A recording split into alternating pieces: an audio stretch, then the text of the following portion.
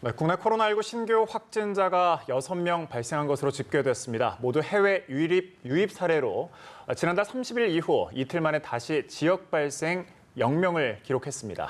정부가 생활 방역 체계로의 전환을 검토하는 가운데 이번 황금 휴가가 중대 고비가 될 것으로 보입니다. 전문가와 관련 내용 함께 짚어보겠습니다.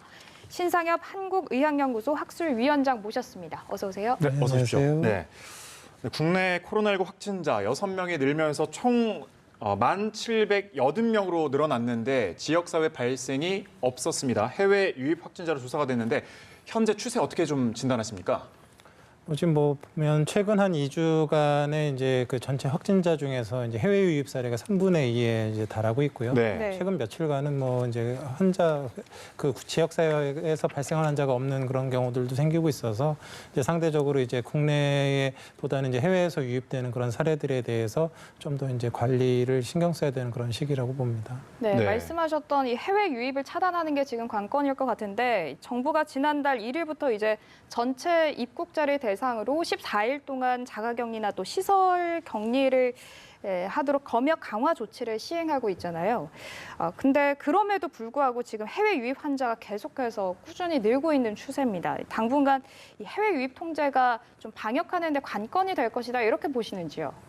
예, 지금 그럴 수밖에 없습니다. 지금 아직 미국, 유럽을 비롯해서 터키, 러시아 그리고 지금 최근에는 남반구까지 브라질 같은 경우도 이제 굉장히 많은 이제 확진자와 사망자가 나오고 있는 상황이기 때문에 지금 네. 국내 유행은 어느 정도의 이제 좀 관리가 되고 있지만 네. 지금 해외 같은 경우는 사실 대부분의 나라들이 이제 코로나19가 잘 관리가 되고 있지 않은 상황이기 때문에 해외에서 이제 들어오시는 분들은 상대적으로 국내보다는 더 위험성이 높은 분들이 이제 많이 들어올 수밖에는 없고 네. 그분들에 대해서 지금 이제 저희가 이제 국내에서 이제 14일간 자가격리를 하면서 필요한 경우는 이제 적극적으로 검사를 하고 있는 상황이고 지금 이런 그 검역 관련된 부분들과 이제 이후에 이제 검사들을 이제 계속 강화하면서 지켜봐야 되는 상황이라고 봅니다. 네, 일단 좀 지켜보면 된다는 말씀을 해주셨는데 코로나19가 좀 안정이 됐잖아요. 그러면서 이제 오는 6일 생활 방역 전환이 유력해 보이는데 좀 어떻습니까?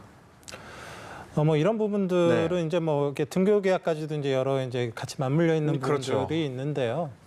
결국 한 이제 3가지 정도를 봐야 될 것 같습니다. 이제 하나는 지금 해외에서 아직도 코로나19가 계속 유행을 하고 있기 때문에 네. 이제 해외에서의 유입이 얼마나 잘 관리가 되느냐 이런 부분들이 이제 하나의 관건이 될 것 같고요. 또 하나는 이제 국내에서의 지역사회 발생들이 이제 중요하거든요. 근데 이제 그 방역 당국에서 아마도 실시간으로 네. 이제 재생산 지수라는 것들을 이제 계속 계산을 하고 있습니다. 이제 이 재생산 지수라는 건 환자 한 명이 몇 명을 이제 감염시킬 수 있느냐 이런 그 전파력에 대한 부분들인데요. 네. 과거 대구 유행이 돼 있을 때는 많게는 1명이 5명에서 10명 정도까지도 전파를 시키는 그런 유행의 양상이 나타났다 그러면 지금은 한 재생산 지수가 0.3 미만입니다. 그러니까 1명이 0.3명 미만, 10명이 감염이 돼도 3명 미만을 감염시킬 정도로 지금 우리나라 지역사회 유행이 어느 정도 안정화가 되고 있는 상황이거든요.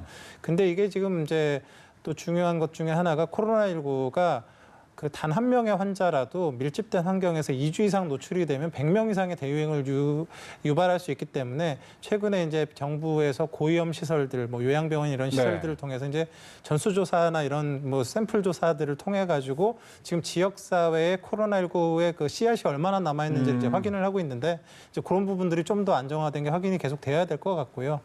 이제 마지막으로는 이제 학교로 이제 등교를 하겠다 그러면 이제 지역사회도 그렇고 아니면 어떤 시설도 그렇고 학교라 그러면 학교의 준비 상황들 이제 이렇게 학생들이 다 모여서 이제 이런 수업을 받게 됐을 때에 충분한 마스크든 손세정든 아니면 급식 과정에서의 그런 안전성 담보 등 이런 것들이 얼마나 준비되어 있는지 이런 3가지들이 어느 정도 만족을 한다 그러면 근시일 내에 이제 등교 계약을 고려할 수 있는 상황이라고 봅니다. 지금 현재 상황으로는 그런 문제가 없다라고 생각하시는 어느 정도는 건지. 이제 지금 셋 다에 대해서 이제 해외 유입되는 부분 관리가 어느 정도 되고 있고 네. 지역사회 지금 여러 전수조사들이나 조사들에서 그 확진자들이 확실히 줄어들고 있는 상황이고 네. 학교는 지금 이미 이제 한 2-3달 전부터 이제 관련해서 준비를 해오고 있기 때문에 네. 어느 정도 이제 시기가 이제 가까웠다고 생각합니다. 괜찮다. 재생산 지수만 좀 유지가 된다라고 하면 괜찮게 본다는 말씀이신 거죠? 예. 네, 이제 이 석가탄신일부터 시작해서 앞으로 3일 후면 있을 어린이날까지 사실 연휴가 굉장히 길잖아요. 근데 요즘 보면 이런 연휴가 길기 때문에 좀 여행지나 관광지에 사람들이 많이 몰리기도 하고 또 음식점 같은 데 보면 좀 맛집이라고 하는 곳들은 사회적 거리두기가 사실 잘 지켜지지 않는 모습들도 볼 수 있거든요. 교수님께서 사실 아까 말씀하셨던 것처럼 이런 시기에 그 조금만 방심하면 한 명이 또 여러 명을 감염시키는 이런 재확산에 대한 우려도 있는데 이런 시기에 주의해야 할 점은 어떤 게 있을까요?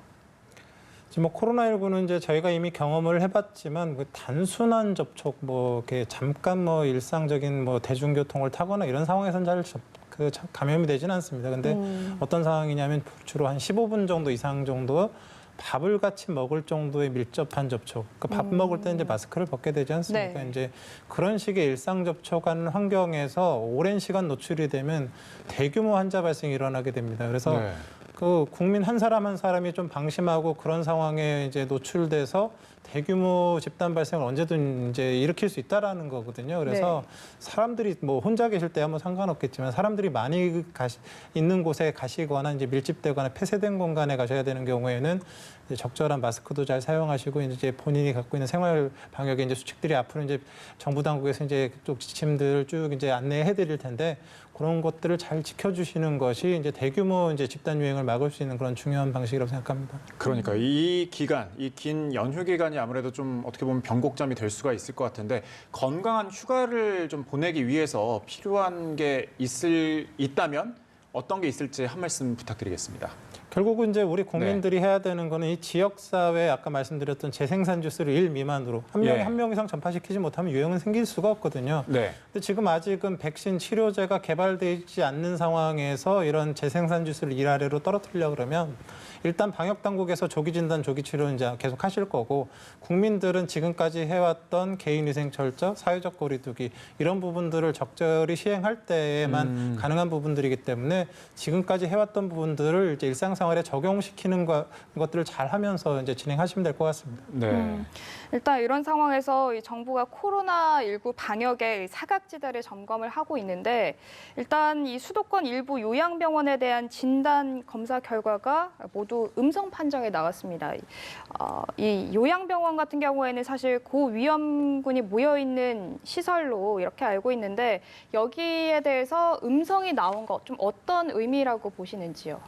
이제 아까도 말씀드렸지만 사실은 이제 코로나19의 가장 특징 중에 하나가 고위험 시설에서 집단 발병을 하는 그런 특징들을 갖고 있는데 이제 그 중에서 이제 가장 위험한 곳이라고 볼 수 있는 것이 어찌 보면 요양병원입니다. 거기 계시는 분들이 이제 집단 발생도 할 수 있지만 걸렸을 때 사망하실 수 있는 이제 고위험 그런 이제 기저질환과 이제 고령층이기 때문인데요. 네. 이번에 이제 정부에서 이제 수도권에 이제 한 46개 요양병원, 전체 한 10% 정도의 요양병원에 신규 환자와 종사자 대상으로 이제 굉장히 많은 수의 이제 검사를 했는데 이제 기본 검사에서 지금 모두 다 음성이 나왔거든요. 네. 결국은 이제 지금 이 수도권 지역의 요양병원들의 상당수는 코로나19 관련된 별다른 그런 이제 아까 말씀드렸지만 씨앗이라고 이제 이렇게 표현을 할 수 있을 텐데 네. 그런 이제 감염의 씨앗이 될 만한 부분들은 이제 아직 확인이 되지 않고 있다. 이런 부분들은 굉장히 이제 긍정적인 그런 결과라고 볼 수 있을 것 같습니다. 네. 네. 검사에서 지난달 10일 질병관리본부와 대한진단검사의학회가 공동 개발한 검체 취합 검사 방법 풀링 검사를 활용했다라고 하는데 이 풀링 검사가 뭔가요?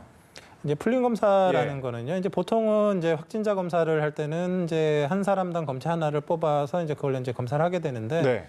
풀링 검사는 이제 한 5명에서 10명의 이제 검체를 한꺼번에 모아가지고 이제 검사를 합니다. 그러면 그 검사를 했는데 음성이 나온다라고 하면 그 5명에서 10명 모두가 음성이라고 볼 수 있는 거고 5명이나 10명 검체를 모아서 이제 검사를 했는데 양성이 나왔다 그러면 5명에서 10명 사이에 있는 사람들 중에서 확진자가 있을 수 있다는 거기 때문에 그 5명에서 10명에 대해서만 각각 이제 검체를 뽑아서 이제 확진 검사를 해서 이제 양성자를 찾아내는 그런 방식인데요. 이렇게 되는 경우는 이제 검사를 적게 하면서도 이제 충분한 이제 그런 효과를 얻을 수가 있기 때문에 네. 편리하기도 하고 또 비용도 적게 들고 그 한꺼번에 다량의 검사를 가능하기 때문에 이미 이제 뭐 군에서도 이제 시행을 하고 있고요. 네. 이번에 이제 정부에서 이제 적극적으로 요양병원에도 도입해서 이제 시행해본 그런 결과가 나타나게 됩니다. 사각지대 검사 해법에 될 수 있을까요, 그럼?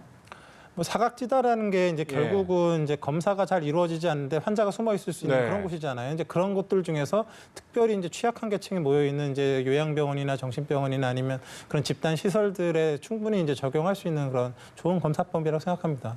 네, 코로나19가 점점 장기화되면서 당연히 국민들의 관심은 백신 개발로 눈이 쏠리고 있는데요. 지금 이 로이터 통신을 보니까 미국 FDA가 렘데시비르 코로나19 치료제로 거론되고 있는 건데 여기에 대한 긴급 사용을 승인했다 이런 보도가 나왔습니다. 이게 정식 이 사용 허가랑은 좀 다르다고 하는데 그럼 처방이 가능한 건지 어떻게 이해를 할 수 있을까요? 뭐 일단 지금까지 이제 치료제로 뭐 미국의 이제 FDA에서 이렇게 긴급이라도 승인한 게 아주 처음이기 때문에 네. 이제 어느 정도의 이제 근거가 있다라는 얘기는 될 수 있는데 이제 정식 승인이 나지 못한 이유는 아직 이제 뭐 대조군 연구나 이제 충분한 이제 근거를 가진 연구는 없고 지금 이제 전 세계적으로 이제 몇 개 나라에서 이제 환자 중심으로 사용을 해봤더니 사망률 자체를 이렇게 줄이는 효과를 완벽하게 나타나진 못했지만 회복 기간을 한 3분의 1 정도로 단축시키는 이제 효과가 나타났습니다. 네. 이제 이런 경우 이제 일상적으로 사용할 수 있는 건 아니고요. 미국에서도 아주 중증 환자들에 있어서 선택적으로 이제 긴급하게 사용하는 경우에만 딱 승인이 난 거기 때문에 전체 코로나19 환자에게 사용될 수 있는 건 아니고요. 네. 국내에서도 이제 미국에 이제 이런 승인이 났었을 때 이제 좀 더 이제 연구 결과가 보충이 되고 한다라 그러면 뭐 이제 필요한 경우는 수입을 해서 또 중증 환자한테 쓸 수 있는 그런 길도 열려 있어서 아직 뭐 정해진 건 아니지만 이제 조금 그 환자의 치료 양상이나 이런 연구 결과 나오는 것들을 좀 더 봐서 국내에서도 나중에 사용이 가능해지지 않을까 생각하고 있습니다. 네, 일단 말 그대로 긴급 사용만 승인이 된 상황이네요. 네. 미국 상황을 보면 코로나19 환자가 110만 명을 넘어선 가운데 주별로 봉쇄 완화 연장 조치가 계속해서 이어지고 있거든요. 글쎄요, 일부 지역에서는 오히려 봉쇄령이 내려지거나 그 자택 대피령 같은 것이 이제 연장되는 사례가 발생하고 있는데 그 현재 미국 상황 좀 어떻게 보십니까? 뭐 미국이란 나라는 이제 워낙에 좀 큰 나라고 네. 지역에 따라서 코로나19의 발생률이 이제 좀 다르게 나타나고 있는 게 사실입니다. 실제적으로 코로나19 바이러스가 지역사회에 노출이 됐다 할지라도 네. 봉쇄령 등이나 여러 이제 방역 조치가 잘 돼서 그 재생산 지수가 확 낮아지게 된다라 그러면 그 지역은 다른 지역에 비해서는 또 안전할 수도 있는 거거든요. 그래서 우리나라도 대구에 대유행할 때 대구 지역과 뭐 제주 지역의 그런 유행의 양상은 좀 달랐지 않습니까? 네. 이런 식으로 주마다 이제 사실 이제 방역의 그 방침이 달라질 수 있는 건 맞긴 맞습니다. 근데 지금 미국이라는 나라가 한 나라고 이제 교통상으로 이제 이동을 할 수 있는 그런 상황이기 때문에 전체적으로 어느 정도 통일된 그런 방역 조치가 필요한 부분들이 있거든요. 네. 근데 아직 제가 보기에는 이제 코로나19의 그런 유행이 미국에서는 그게 사그라들었다고 보기 어려운 상황이기 때문에 지금 제가 보기엔 좀 더 이제 그 통제하는 그런 부분들을 이렇게 섣불리 이렇게 완화하는 것은 이제 향후에 있어서 이제 문제가 생길 수 있는 그런 상황이라고 저는 생각을 합니다. 아직까지 네. 통제는 좀 아닌 것 같다 이런 의견을 또 주셨습니다. 알겠습니다. 신상엽 한국의학연구소 학술위원장과 코로나19와 관련해서 이야기 나눠봤습니다. 오늘 말씀 고맙습니다. 고맙습니다. 고맙습니다.